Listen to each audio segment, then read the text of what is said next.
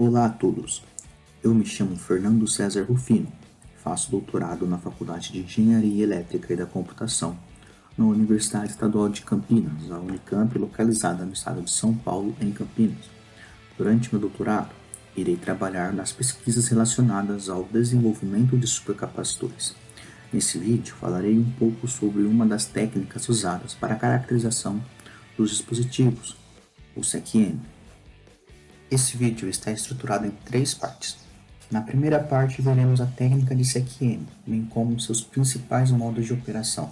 Veremos também o equipamento em si. Na segunda parte, teremos uma breve revisão sobre os supercapacitores, relembrando os tipos e a estrutura que os compõe. E por fim, faremos a união das duas primeiras, ou seja, falaremos sobre a análise dos dispositivos em questão no modo de operação por SEC-M. A sigla SEC-M vem do termo em inglês Scanning Electrochemical Microscope, que em português significa microscópio eletroquímico de varredura.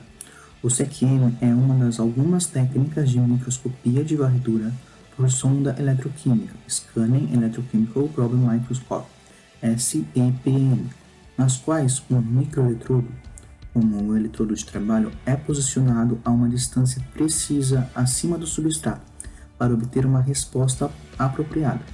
O SEC-M é o único método de escaneamento por varredura que analisa a amostra em meio líquido com facilidade. Podemos definir o SEC-M também como uma técnica eletroquímica e de escaneamento de varredura que opera na superfície dos materiais ou na superfície das reações. Através dessa técnica, é possível analisar quantitativamente as reações químicas ocorrentes no substrato. A presente técnica aqui explicada é baseada na medida da corrente que, através de um ultramicroeletrodo, que usaremos a sigla UM para se referir a ele. Este eletrodo tem um raio A, conforme mostrado na figura, com as dimensões na ordem de nanômetros até 25 micrômetros. Ele pode ser mantido constante ou se movimentar na solução e nas redondezas do substrato. Os substratos indicados para essa técnica são variados, desde sólidos até células.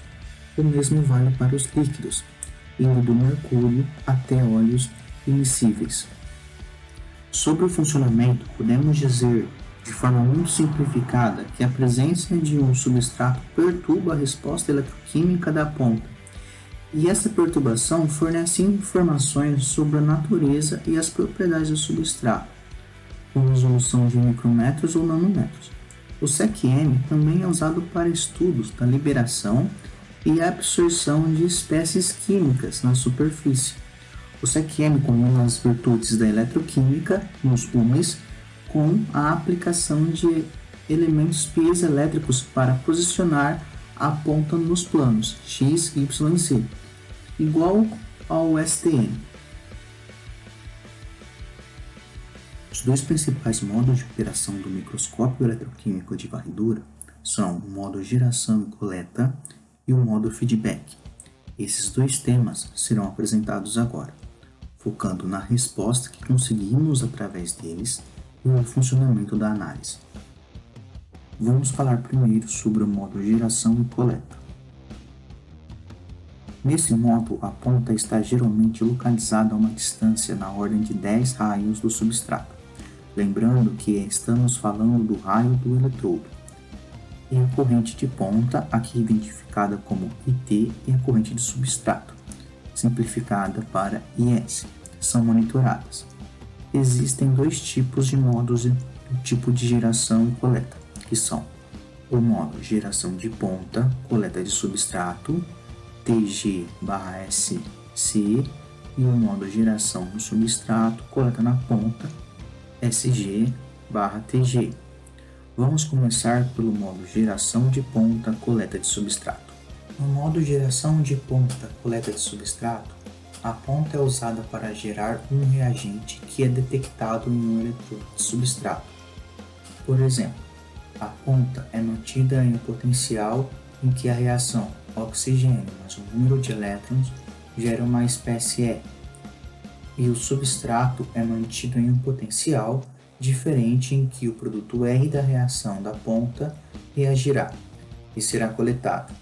Geralmente, o substrato é consideravelmente maior que a ponta, de modo que a eficiência de coleta fornecida pela corrente de substrato, corrente de ponta, é essencialmente 1 ou 100% para uma espécie estável girada pela ponta, e se a ponta estiver próxima ao substrato, ou seja, na ordem de 2 raios da ponta.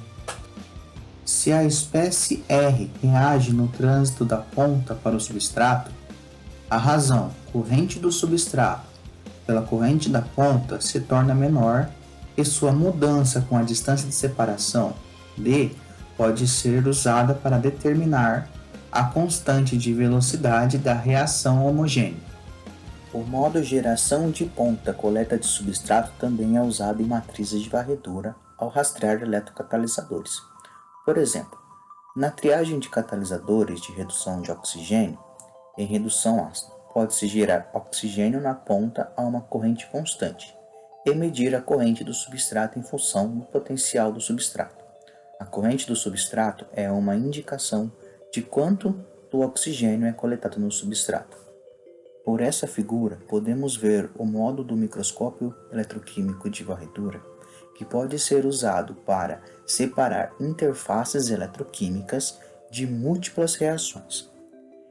Esses são os eletrodos nos quais ocorrem duas ou mais reações e, portanto, duas correntes parciais fluem ao mesmo tempo.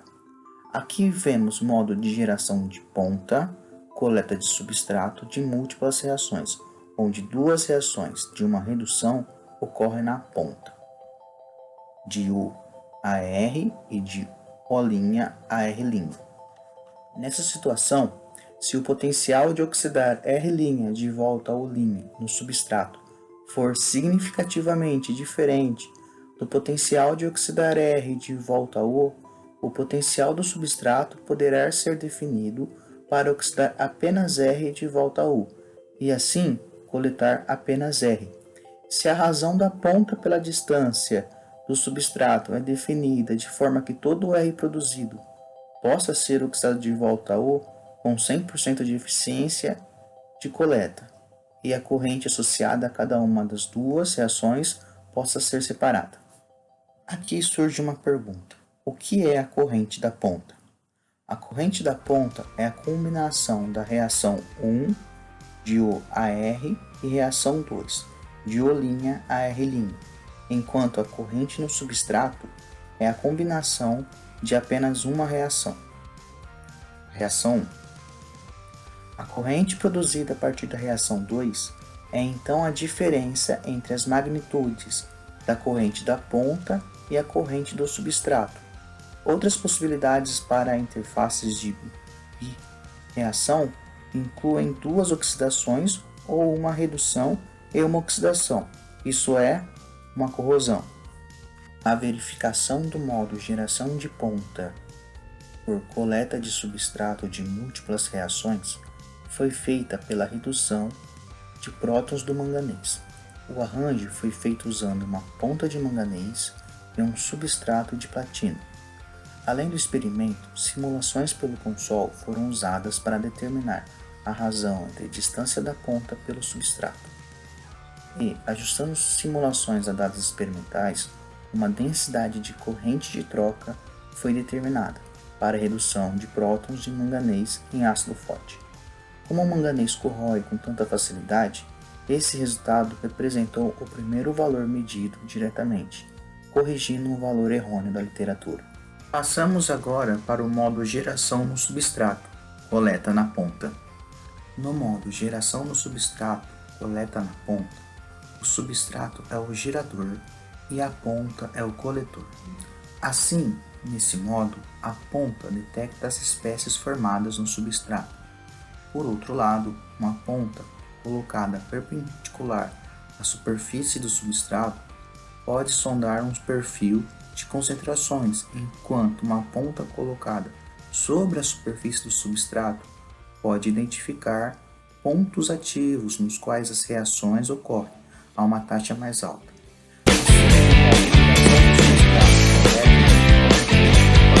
usada para examinar eletrocatalisadores, por exemplo, a oxidação da água, que não pode ser estudada no modo anterior. Nesse sistema de operação, a difusão entre o substrato e a ponta é mais rápida e a eficiência da coleta é maior em comparação com outros métodos. O modo geração no substrato, coleta na ponta, foi usado pela primeira vez para estudar perfis de concentração próximos a uma superfície do eletrodo sem escaneamento ou imagem. E agora falamos sobre os métodos por modo de geração-coleta. O próximo assunto será sobre o método por modo de feedback. O modo feedback é o modo de operação mais frequentemente usado, onde apenas a corrente da ponta é monitorada. A corrente da ponta é perturbada pela presença de um substrato e está localizada a uma distância d da ponta, pelo bloqueio da difusão das espécies de solução até a ponta e pela regeneração de oxigênio no substrato. Os efeitos de feedback positivo e negativo permitem a investigação de superfícies eletricamente isolantes e condutoras e possibilitando a geração de imagens de superfícies e as reações que ocorrem nela. As curvas de distância da corrente da ponta mostradas na figura são conhecidas como curvas de aproximação de feedback negativo em A e positivo em B, onde I grande é a razão da corrente da ponta na distância normalizada, que é dada por L é igual à distância por A, e na distância infinita do substrato subjacente, onde A é o raio da ponta. Assim, a razão da corrente da ponta diminui abaixo da unidade, ou seja, taxa zero de regeneração de oxigênio. À medida que se aproxima de um substrato isolante, como um pedaço de vidro ou membrana inerte, é acima da unidade, que é a taxa essencialmente infinita de regeneração de oxigênio para R. E à medida que se aproxima de um substrato condutor, como um pedaço de platina ou um eletrodo. O gráfico da curva de abordagem envolve apenas variáveis adimensionais e, portanto, não depende do coeficiente de concentração ou difusão do oxigênio. Essas curvas são usadas para encontrar a distância a partir do IT grande medido e conhecimento do raio A e posicionamento da ponta em relação a um substrato. A curva de abordagem para um isolante também depende do raio da bainha isolante, em torno da porção condutora do UME, que também bloqueia a difusão. Esses fatores denotaremos como R pequeno g, e em forma adimensional fica R grande G, que é igual a R pequeno g dividido pelo raio da ponta A. Se a constante da taxa para a transferência de elétrons no substrato para a espécie oxigênio for kbs em ES, onde ES é o potencial do substrato, temos as curvas limitantes, que são kbs em ES quando vai para zero, temos um isolante, e kbs em S quando vai para o infinito, temos um condutor. As curvas de abordagem para valores intermediários de kbs podem ser encontradas e usadas na determinação da taxa de transferência de carga heterogênea em uma interface. Assim, para uma espécie gerada na ponta, de modo que o par de interesse redox represente como mediador típico do SECM ou /R, o efeito do potencial do substrato na corrente da ponta pode ser usado para determinar a atividade do substrato e a constante heterogênea da taxa de R para O. A mesma reação do eletrodo também pode ser realizada na ponta e no substrato no modo de blindagem ou competitivo.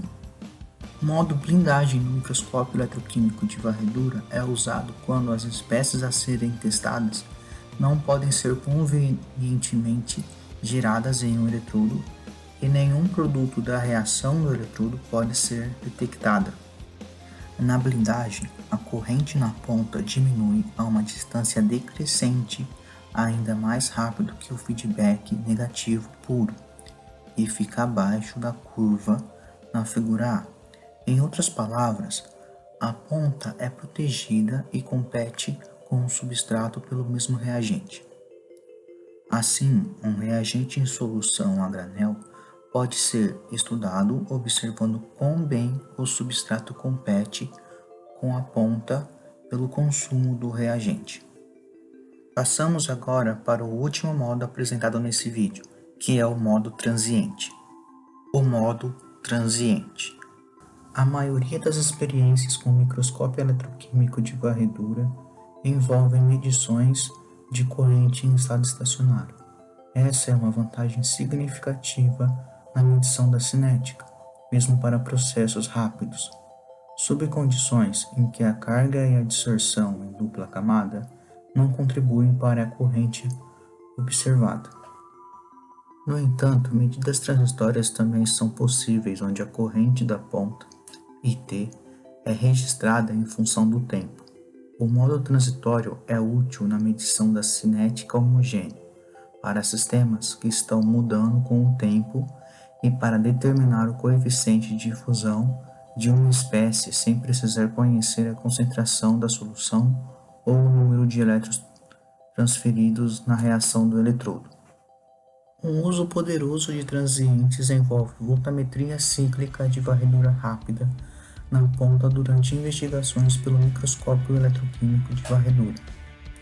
A voltametria cíclica em taxas mais lentas de varredura também é usada durante o módulo de interrogação de superfícies pelo SEC-M, para estudar espécies adsorvidas como intermediários de reação. Outro uso poderoso de transientes envolve o uso de cronoampeometria de pulso de ponta em volumes e substrato alinhados coaxialmente e com o mesmo raio a fim de determinar a constante da taxa de incorporação do TCMQ. Até agora, falamos dos possíveis modos de operação do microscópio eletroquímico de varredura. Passaremos então para a segunda parte desse vídeo, onde falaremos sobre os supercapacitores. O objetivo dessa revisão é nos situarmos para que as ligações da técnica em estudo, SEC-M, e as amostras, supercapacitores, aconteçam mais facilmente e, portanto, tendo um maior aproveitamento das informações aqui passadas. Partimos então para a segunda parte. Revisão sobre supercapacitores.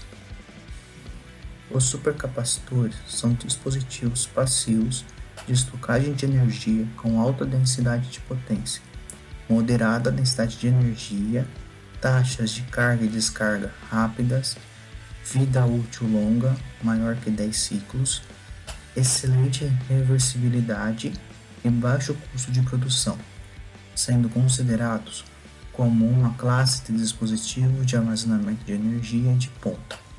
Essas características os tornam muito atrativos, uma vez que a energia é um dos fatores para o desenvolvimento tecnológico, econômico e social.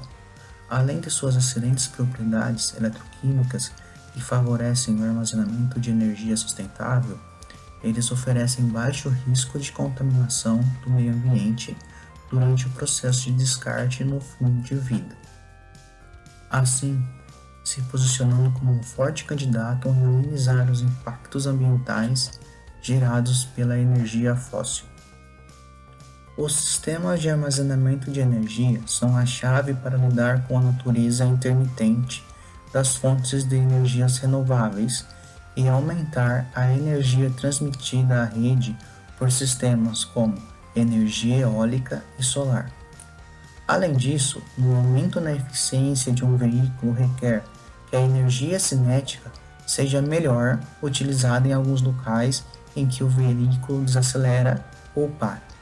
Embora essas operações tenham sido executadas com sucesso com baterias em uma escala de baixa potência, novos métodos para aprimoramento da eficiência exigirão quantidades de energia que podem ser fornecidas apenas por outras tecnologias de armazenamento de energia, como os supercapacitores. Eles têm atraído atenção significativa devido às suas altas capacidades de energia e longa vida útil, proporcionando uma boa chance de construir mais sistemas de armazenamento de energia híbridos avançados para aplicações a bordos e estacionárias. Os supercapacitores são elementos essenciais para o funcionamento adequado de máquinas e dispositivos eletrônicos diversos, como é o caso dos veículos elétricos que são alimentados por baterias, exemplo, baterias de lítio, e por células de combustível. Isto deve-se ao fato de que os supercapacitores são dispositivos que apresentam uma elevada densidade de carga, isto é, carga elétrica por massa unitária dos dispositivos, que, por sua vez, permite uma rápida e quantitativa liberação da energia elétrica sobre o sistema elétrico sempre que necessário. Além da característica que podem armazenar uma grande quantidade de energia elétrica, mediante a ocorrência da separação de cargas opostas de natureza eletrônica e iônica, a uma distância muito pequena, de 1 a 2 nanômetros, na interface do eletrodo. A figura apresentada agora é um diagrama chamado gráfico de Ragone, e por ele podemos comparar os diversos dispositivos de armazenamento de energia. Por esse, podemos ver que os supercapacitores apresentam altas densidades de potência, em torno de 100 kW por kg, e menor armazenamento de energia, em torno de 10 kWh por quilo, quando comparado às baterias. Entretanto, o gráfico não leva em consideração os outros parâmetros de excelência dos supercapacitores, com o alto poder de carga e descarga. Essas características são extremamente importantes na aplicação de sistemas de frenagem dinâmica de sistemas de transporte de veículos elétricos, que durante os períodos de redução de velocidade ou na frenagem do veículo, a energia mecânica recebida decorrente da redução da inércia do veículo pode ser reaproveitada, acumulada, mediante sua incorporação, frenagem regenerativa a um supercapacitor ligado ao sistema, evitando-se assim perdas energéticas indesejáveis. Outra característica de excelência dos supercapacitores é o seu poder de armazenamento cerca de 1/3 da densidade de energia proveniente das baterias de chumbo ácido. Além disso, os supercapacitores têm quase 5 vezes a densidade de potência das baterias de chumbo ácido.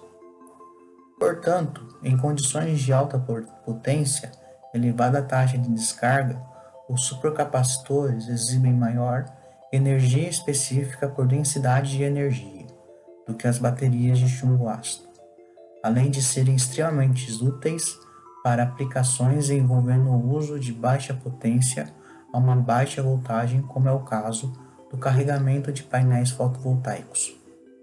A tabela 1 apresenta os dados para as características mais importantes a serem consideradas no desenvolvimento e estudo do sistema de estocagem de energia. Os valores apresentados se devem aos diferentes mecanismos de armazenamento de energia, sendo físicos para os supercapacitores e químicos para as baterias, o que reflete na quantidade de energia estocada, sendo alta para as baterias devido ao armazenamento ser no bulk, volume, enquanto que nos supercapacitores o armazenamento se deve à área superficial. Pela tabela Características dos capacitores, supercapacitores e baterias, podemos ver vários valores interessantes, pois ela compara os capacitores convencionais, os supercapacitores e as baterias. Conseguimos ver que a energia específica das baterias é muito maior comparada aos outros dois. No entanto, a potência específica é muito maior para o supercapacitor. A eficiência coulombiana, no entanto, ela é bem melhor nos capacitores. Nos supercapacitores ela chega a 98 enquanto nas baterias o máximo é 85. Em relação ao seu ciclo de vida, nos capacitores convencionais ele é quase infinito, e nos supercapacitores ele é acima de 500.000, e para as baterias é aproximadamente 1.000. A próxima figura apresenta um fluxograma com as divisões dentro do grupo dos supercapacitores. Por ela podemos ver que os supercapacitores estão divididos em 3 tipos: o EDLC, o híbrido e o pseudocapacitor. Os EDLCs são capacitores elétricos de dupla camada, e a sigla EDLC vem do inglês Electro Double Layer Capacitor. E eles são feitos a partir de carvão ativado, nanotubo de carbono e grafeno. E temos os pseudocapacitores, que são feitos de polímeros, condutores e óxidos metálicos. E temos também o híbrido, que no caso será uma união dos dois primeiros, o EDLC e o pseudocapacitor. Os supercapacitores do tipo EDLC funcionam a partir de processos faradaicos e não existem reações químicas de oxidação e redução, redox, apenas transferências físicas de carga. Uma interface eletroquímica é formada na interface eletrodo-eletrólito e seu mecanismo de armazenamento de carga é baseado na separação de espécies carregadas, como esquematizado nesta figura. Nos pseudocapacitores, os processos são faradaicos e com reações redox, ocorrendo nos processos de carga e descarga, e envolve eletrodos baseados em óxidos metálicos, carbonos dopados e polímeros condutores, conforme mostra a figura. No entanto, os pseudocapacitores fornecem maior densidade de energia, porém ciclos de vida menores e taxas mais baixas de carga e descarga quando comparados ao EDLC. E os capacitores híbridos combinam os dois tipos de capacitores citados anteriormente, o EDLCs e os pseudocapacitores, como mostra na figura. A construção básica dos supercapacitores consiste em 2 eletrodos separados por uma membrana semipermeável separador que permite o transporte dos íons carregados, porém impede a condução eletrônica. Este conjunto é montado em um recipiente impregnado com eletrólito, como mostra a figura. Os eletrodos dos supercapacitores devem ser construídos por materiais de alta condutividade, boa estabilidade térmica, boa estabilidade química, inércia, alta área superficial, resistência à corrosão, com prioridade aos materiais ecológicos e de baixo custo. A área efetiva do eletrodo influencia proporcionalmente na capacitância do supercapacitor. Entretanto, nem todas as áreas efetivas é totalmente acessível à interação do eletrólito e do material do eletrodo, o que significa que a capacitância para diferentes materiais não é linearmente proporcional à área efetiva da superfície. O eletrólito é um componente importante nos supercapacitores, fornecendo condutividade iônica e compensação de carga resultante nos 2 eletrodos de uma célula.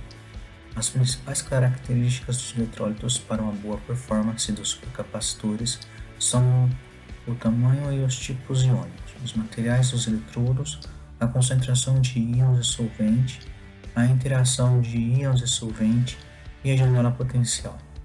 Os eletrólitos são classificados em 3 tipos: líquidos, sólidos, quase sólidos e redox ativos, como os líquidos subdivididos em aquosos e não aquosos. Então essa foi uma breve descrição sobre os supercapacitores, onde relembramos suas características, composição e aplicação.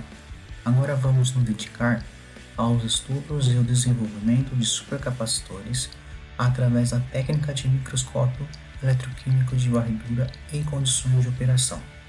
Análise de supercapacitores em modos de operação através das técnicas de microscópio eletroquímico de varredura.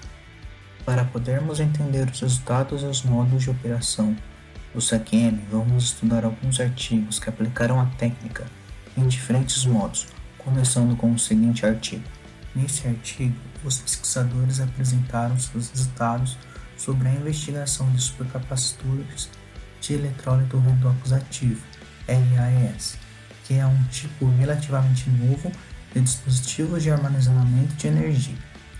Nesse tipo de supercapacitores, a simples adição de espécies redox selecionadas no eletrólito pode aumentar significativamente a densidade de energia dos supercapacitores em relação aos capacitores elétricos tradicionais de dupla camada devido à reação redox.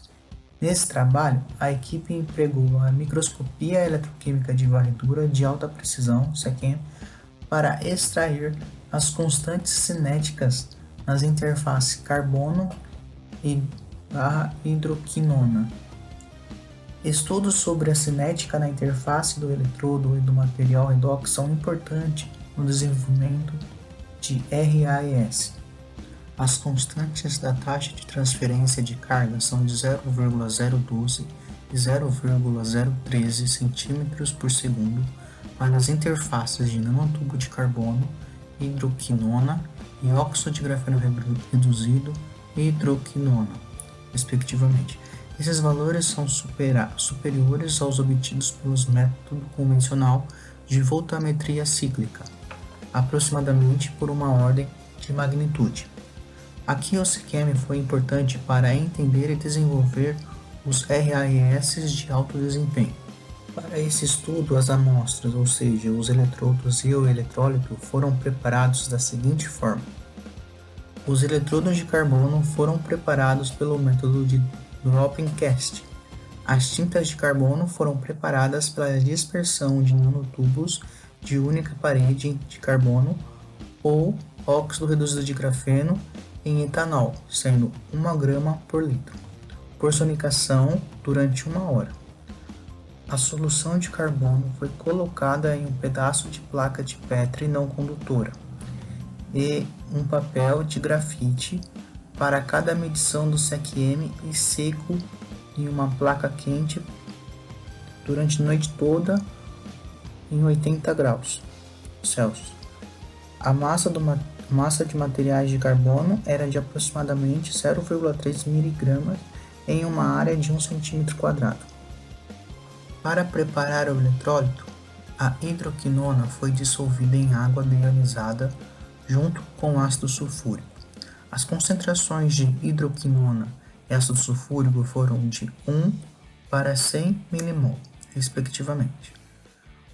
Um ultramicroeletrodo, o UMI, foi fabricado e vendado em um fio de prata de 25 microns de diâmetro, em um capilar de vidro de borosilicato, seguido pela retificação da extremidade do eletrodo. As medidas do SECEM foram realizadas com um instrumento construído pelos próprios pesquisadores. Uma ponta e o vidro, denotados por RT e RS, de um UMI, que são os raios dessas pontas, foram de 12,5 e 87,5 micrômetros, respectivamente. O UMI conectado a um sistema de posicionamento XYZ foi usado como eletrodo de trabalho. Um eletrodo de carbono, tanto de nanotubo quanto de óxido de grafeno, estavam flutuando. Um fio de platina e um eletrodo de AG com a GCl foi utilizado como contador e eletrodo de referência, respectivamente. Os 4 eletrodos foram expostos ao eletrólito e conectados a um biopotenciostato. As curvas CV foram medidas com a tensão UMI varrida de menos 0,1 a 1 volt por AG barra GCl. A taxa de varredura foi de 5 mV por segundo, nas distâncias de aproximadamente 200 micrômetros e 5 micrômetros dos eletrodos de carbono. As curvas de aproximação do modo feedback foram obtidas monitorando como a corrente da ponta do UMI mudou quando o UMI, fixo em 1 volt, se aproximou do eletrodo de carbono. Durante a abordagem, a distância entre o UMI e o eletrodo de carbono foi alterada de 200 para 5 microns, a uma taxa de conversão de 2 microns por segundo. As curvas de abordagem obtidas foram normalizadas e ajustadas para extrair a constante da taxa normalizada, o Ksin. Como resultado, a constante cinética heterogênea definida por Ksin e F foi adquirida por K é igual a KEF vezes RT dividido por D, onde RT é o raio do Ohm e D é o coeficiente de difusão do mediador redox, ou seja, a hidroquinona. O microeletrodo contém um fio de platina de raio igual a RT selado com um vidro de borosilicato, onde o raio é dado por R glass, conforme mostrado na figura. A separação entre a ponta Ohm e o substrato, por exemplo, eletrodo de carbono, é indicado como uma distância D. A voltagem apropriada é aplicada ao Ohm para oxidar ou reduzir uma espécie redox no eletrólito, enquanto na ponta Ohm se aproxima do substrato, a corrente redox da ponta é medida. Uma curva de aproximação é obtida plotando a corrente normalizada em relação à distância normalizada do substrato da ponta. A corrente normalizada IT é definida como IT por IT no infinito, onde IT e IT no infinito são a corrente de ponta medida perto e longe do substrato, respectivamente. Quando a ponta está próxima ao substrato, o mediador redox, que é oxidado ou reduzido na ponta do Ohm, seria reduzido ou oxidado no substrato. Regeneração do mediador redox. Essa reação redox no substrato aumenta a corrente da ponta adicionalmente. A transferência de massa ocorre apenas por difusão com o coeficiente de difusão de um mediador redox D. Quando a ponta está longe do substrato, essa contribuição adicional é insignificante porque não é provável que eles sejam regenerados em um substrato tão distante. A importância do SECM nesse trabalho foi no estudo da cinética de transferência de carga entre os nanotubos de carbono ou o óxido de grafeno reduzido e a hidroquinona. Um esquema da célula de SECM construída pelos pesquisadores é a seguinte, onde temos um sistema de 4 eletrodos, incluindo um íon e um eletrodo de carbono, um contraeletrodo de platina e um eletrodo de referência Ag/HCl que foi montado com uma célula de teflon personalizada. Nesse sistema, todos os eletrodos foram colocados no espaço cilíndrico de 1 cm de diâmetro, centralizado na célula superior de teflon e submersos juntos em eletrólito contendo 1 mmol de hidroquinona em 0,1 mol de ácido sulfúrico. Por essa figura podemos ver a representação dos processos de transferência de carga entre o Ohm, a hidroquinona e os eletrodos de carbono. Na ponta do Ohm, com potencial suficientemente positivo, a hidroquinonas são oxidadas em benzoquinonas. Os benzoquinonas se difundem na superfície do eletrodo de carbono devido a um gradiente de concentração. As cargas são transferidas do eletrodo de carbono para os benzoquinonas, reduzindo os benzoquinonas de volta aos hidroquinonas. As hidroquinonas regeneradas no eletrodo de carbono se difundem na ponta e contribuem adicionalmente para a corrente da ponta. Um CV medido com o Ohm confirma que as medições do SECM foram realizadas em condições de estado estacionário. O potencial da ponta, definido como ET, foi varrido na faixa de menos 0,1 a 1 volt em relação ao eletrodo de AgCl, enquanto o Ohm registrou a corrente da ponta em estado estacionário, resultante da reação redox a uma distância específica do substrato da ponta. Como esperado, os CVs tinham um formato sigmoidal, com corrente de saturação e sem esterese, indicando que o estado estacionário foi estabelecido nessa taxa de varredura. Quando a ponta está longe do no eletrodo de carbono, por exemplo 200 microns, a corrente da ponta em relação à solução Book depende apenas da concentração do mediador redox no eletrólito e não é afetada pelo substrato. À medida que a tensão da ponta aumenta, além do potencial de oxidação, a corrente da ponta aumentou de 0 para 10 nA. Por outro lado, quando a ponta é levada suficientemente perto do substrato do eletrodo de carbono, por exemplo, mais ou menos 5 microns, as hidroquinonas regeneradas no eletrodo de carbono se difundem de volta ao úmen e aumentam a corrente de ponta. A corrente da ponta era de aproximadamente 16 a 17 nA a uma tensão úmen de 1 volt. Esse valor é maior em 6 a 7 nA do que a corrente da ponta medida a 200 microns de distância. Agora falaremos sobre as curvas obtidas nas análises dos nanotubos de carbono e do óxido de grafeno reduzido pela técnica feedback do SECM. Nesse modo, o potencial da ponta úmida foi fixado a uma tensão suficientemente alta, aproximadamente 1 volt, para oxidar a hidroquinona em benzoquinona. A corrente oxidativa da ponta IT foi medida enquanto a ponta se aproximava de um substrato de estudo.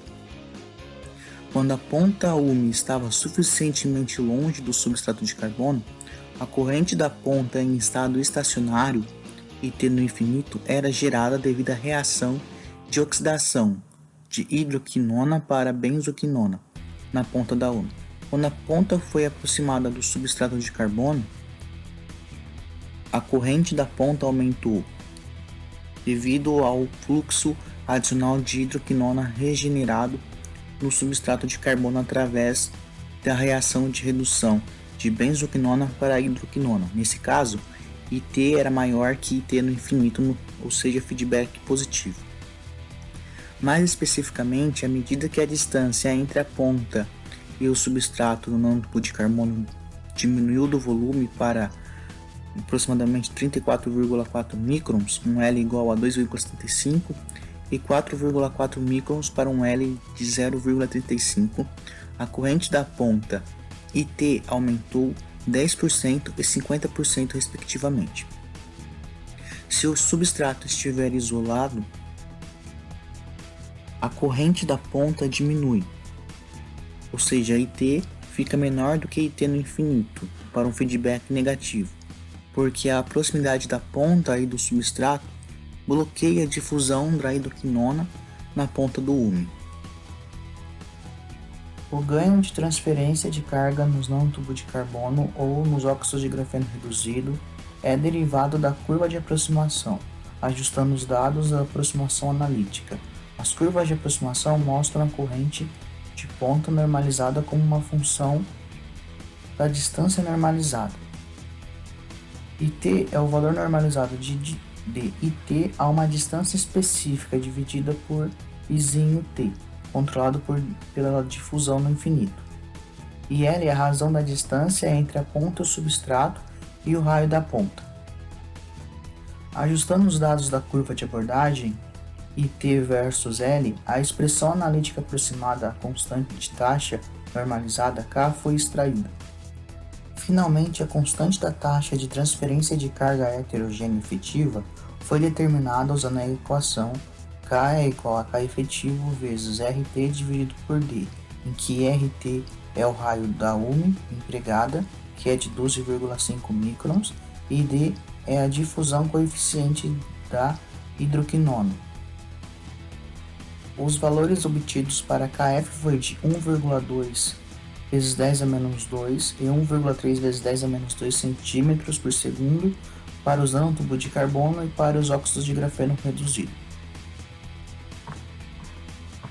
Pelo SECM foi possível observar que o desempenho energético dos supercapacitores de eletrólitos de redox ativos depende muito da cinética interfacial do eletrodo com o eletrólito.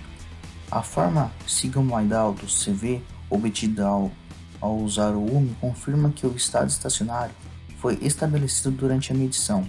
As curvas de abordagem de SECM foram obtidas em eletrodos de nanotubos de carbono e óxido de grafeno reduzido no modo feedback. A taxa de transferência de carga heterogênea foram determinadas com precisão pela técnica. A aplicação da técnica de CQM nesse trabalho foi importante para demonstrar uma base para o desenvolvimento desse tipo de supercapacitores de alto desempenho.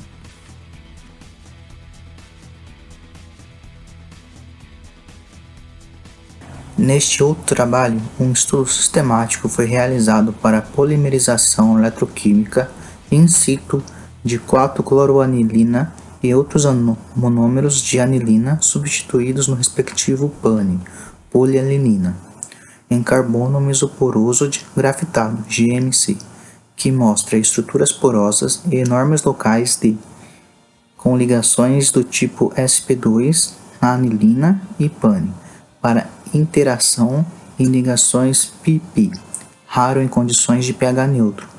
O novo eletrodo modificado, GMC com PANI, mostrou um pico ativo altamente redox com potencial menor ou igual a 0,12 volts em AgAgCl em solução tampão de fosfato com pH 7. O pico redox é encontrado na natureza estável confinado à superfície do tipo Nernstiano de transferência eletrônica de prótons acoplado a prótons.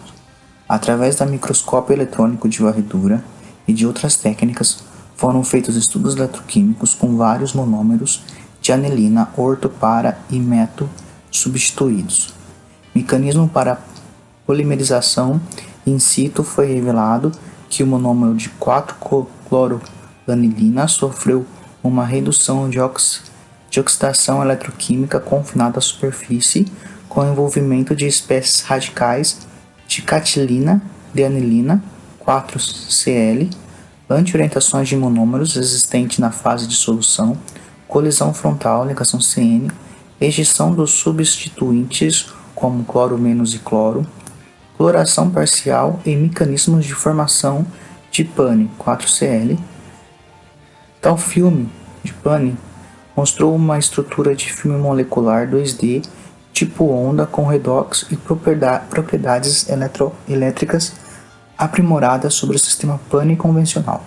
A importância do CQM nesse trabalho foi sua eficácia para analisar a morfologia superficial do produto eletroquímico formado na superfície in situ. A alta resolução espacial do CQM ajuda na elucidação da atividade catalítica das nanopartículas. A característica morfológica do GMC com PANI 4Cl foi sondada usando uma sonda eletroquímica sensível à superfície, em 5 mmol de ferro CN6 3- e eletrodo modificado de CQM com ouro, como um sistema base subjacente. O eletrodo modificado, conforme preparado, foi submetido diretamente ao CQM com uma sonda redox. A figura 9b é uma resposta CV típica de 10 mm de ponta de platina com 5 mmol de ferro CN6 3- em kCl numa concentração de 0,1 mol, uma velocidade de 50 mV por segundo. O formato em S, curvado sem nenhum sinal decorrente de pico controlado por difusão, indica o comportamento de difusão radial do eletrodo de trabalho PT.1. A figura 9C é uma curva de aproximação para a ponta de platina a uma distância de 10 microns ajustada em 0,3 volts com a AgCl contra a ponta do CQM de ouro e o substrato de GMC e PANI em um potencial de menos 4 volts para o sinal de corrente de realimentação do sistema redox ferro CN6 3- ou 4-. A figura 9F mostra a análise de superfície do GMC com PANI 4Cl que mostrou uma morfologia 2D em forma de onda. Essa análise foi feita sob condições de trabalho ideal. Nenhuma resposta característica foi notada quando o eletrodo de carbono vítreo GMC foi usado como eletrodo subjacente, figura D. Pela figura D, podemos notar que nenhuma resposta característica foi notada quando o eletrodo de carbono vítreo mais o GMC GMC foi usado como eletrodo subjacente. Experimentos repetidos produzem tipos semelhantes de resultado. Como mencionado anteriormente, a eletropolimerização confinada à superfície com a ejeção de espécies de cloro e alguns fatores de impedimento estéreo são as razões prováveis para essa observação única de um papel dobrado e morfologia ondulatória do GMC e PANI 4Cl. Esta observação é parcialmente apoiada pelos estudos de GMS com PANI 4Cl que foram preparados em eletrodos de carbono serigrafados exibidos na figura 4. Enquanto isso, o GMC com PANI foi submetido a FM e análise dos resultados das superfícies são exibidos na figura 9C. Uma natureza porosa da superfície polimérica, mas no padrão regular, foi observada semelhante ao resultado do FE100. É provável que o sistema subjacente esteja controlando a morfologia da superfície do filme de polímero formando neste trabalho. Vale ressaltar que as condições de preparação da amostra adotada pelo FE100 AFM, isto é, a amostra seca ao ar, testada é ligeiramente diferente do sistema GMC PANI 4Cl e, portanto, variações nos resultados observados.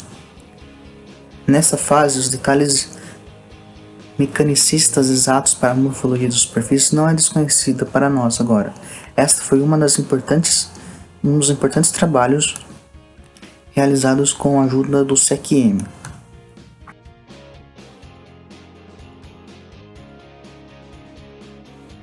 Nesse trabalho, os pesquisadores focaram seus esforços para o estudo das interfaces formadas nos eletrodos de baterias, que são essenciais para permitir o armazenamento denso de carga de energia, agindo como camadas de proteção e mantendo o fluxo de íons para dentro e para fora dos eletrodos. Nesse trabalho foi usada uma técnica multifuncional de microscopia eletroquímica de varredura, com base em uma sonda amperométrica de disco de mercúrio seletivo de íons para mudanças espacialmente resolvidas na interface do lítio durante a formação da interface de eletrólito sólido e para rastrear sua relação à passivação eletrônica da interface. O estudo foi feito com grafeno de multicamadas com um sistema grafítico e foi desenvolvido um método para mapeamento de fluxo de íons com base na pulsão do substrato em múltiplos potenciais com comportamento distinto, por exemplo, interseção e desinserção. Os estudos resultaram na captura da captação localizada de lítio na interface de eletrólito sólido em formação e durante a intercalação, criando um mapa de atividades ao longo da borda dos eletrodos de grafeno de multicamadas. A sonda redox apresentou passivação pela interface nos mesmos locais, possibilitando correlações entre a transferência de íons e elétrons. Os primeiros testes realizados foram de checagem do grafeno transferido para o substrato de óxido de silício, mostrado na figura A. A figura B apresenta a montagem experimental da sonda de mercúrio perto do grafeno multicamadas reativo para a transferência de elétrons e medição iônica durante o processo de interface de eletrólito sólido. A figura C apresenta uma imagem SECM de feedback da amostra de grafeno multicamada recém-transferida. Aqui podemos observar o feedback positivo e transferência rápida de elétrons na amostra de grafeno multicamada com um alargamento difusional perto da região descoberta de SO2, na borda do MLG, e feedback negativo resultante de bloqueio difusional do mediador redox no SO2. A figura B mostra uma representação da aproximação e posicionamento da sonda de mercúrio acima da superfície do grafeno de multicamadas. A figura C apresenta um ciclo da sonda para amálgama e remoção de lítio mais lítio, que exibiu um sinal consistente em vários ciclos. Durante o ciclo contínuo de mercúrio, foi polarizado os eletrodos de grafeno, alternando o potencial de 2,5 volts para 100 mV e então para 0,5 volts, com cada condição de potencial mantida por 12 segundos. Ao alternar continuamente a sonda, pode-se avaliar as mudanças no lítio mais ao longo de cada etapa de potencial. A figura D mostra as mudanças nas correntes de pico de stripping, denominado ISP, para rastrear o fluxo de lítio mais ocorrendo perto da sonda durante a formação da interface de eletrólito sólido e os processos de des- e intercalação. A sonda de mercúrio capturará um fluxo de lítio mais através da competição com o substrato, como mostra a figura D, onde uma diminuição no valor absoluto de ISP indica um influxo em lítio mais para o substrato, enquanto um aumento acima do nível da linha de base indica fluxo de saída. Foi extraído o ISP das medições das sondas de mercúrio para experimento com o mercúrio posicionado sobre o óxido de silício acima do grafeno multicamadas, que é apresentado na figura I. Eles são plotados ao lado da resposta da corrente integrada, ou seja, a carga passada de uma amostra de grafeno. Nesse experimento, o ISP da linha de base pode variar ligeiramente para diferentes sondas e posicionamento. Com a sonda de mercúrio posicionada acima da multicamada de grafeno, foi observado uma diminuição significativa nos potenciais ISP perto de 2,1 e 1,7 volts e abaixo de 1 volt. Como o substrato foi enviesado por tempos mais longos, esses picos se tornaram mais pronunciados conforme mostrado comparando as medições a 1,5 segundos curva verde e 11 curva laranja após o início da etapa de potencial. A resposta do substrato para todas as amostras de grafeno mostrou um processo catódico, ocorrendo entre 2,3 e 2,5 volts, relacionado à formação de interface de eletrólito sólido nessa região potencial. Para o segundo pico da interface de eletrólito sólido e mais ou menos 1 volts na resposta do grafeno de multicamadas, foi observado novamente uma resposta de sonda em linha com o consumo de lítio mais pela formação da interface. Então foi feito um mapeamento pulsado para a varredura 2D, enquanto eram estudados os processos de des- e intercalação. Depois de posicionar a sonda perto da borda do substrato de grafeno de multicamadas, como mostra a figura A, a região destacada por uma caixa preta, foi formada a interface de eletrólito sólido, usando etapas de potenciais no substrato entre 2,5 e 0,5 volts. Posteriormente, foi realizada varredura de linha com uma sequência de pulsos de substrato entre 1,8 e 0,1 volts para conduzir a des- e intercalação. A figura B mostra o alargamento difusional na medida do fluxo de lítio mais, semelhante ao observado para feedback. Na figura C, pode-se observar o mapeamento da borda do substrato de multicamadas de grafeno, que foi feito modificando a posição Y na sonda. Esse trabalho mostrou a capacidade de capturar regiões ativas no substrato de grafeno e inativas no substrato de silício, conforme avaliados pelas diferenças do ISP ao longo do eixo X. A partir desse trabalho, foi possível estudar o SEC-M aplicado na aquisição da localização das reações redox e obtenção das informações iônicas em uma interface de grafeno de multicamada em evolução, usando como método de intercalação o lítio mais. O artigo também apresentou uma metodologia de mapeamento para lítio mais e redox, capaz de detectar fluxos de lítio mais resultantes de processos de formação e intercalação da interface de eletrólitos sólidos, com resolução temporal e espacial em várias geometrias do grafeno de multicamadas. Demonstrou também a possibilidade de acesso rápido para explorar processos reversíveis e irreversíveis envolvendo o fluxo de lítio mais. Nesse vídeo fizemos uma introdução às técnicas de microscópio eletroquímico de varredura. Apresentamos algumas de suas funções, bem como as ferramentas e o funcionamento delas. Essa é uma das técnicas usadas para alavancar os estudos e desenvolvimento de supercapacitores e baterias. A partir do CQM, pode-se ver e entender as reações químicas ocorrentes. Fizemos também uma breve revisão de supercapacitores para então apresentarmos de forma resumida 3 artigos, onde cada um abordava o CQM em aplicações em diferentes materiais e com diferentes técnicas. Esse método de caracterização é uma das diversas técnicas aplicadas no laboratório Carbon Sci-Tech, que tem como foco de estudo os supercapacitores. Com o entendimento das questões básicas dos dispositivos, podemos fazer adaptações e melhorias, assim desenvolvendo tecnologias em outras áreas. Essa é a importância da aplicação dessa método de caracterização, o CQM.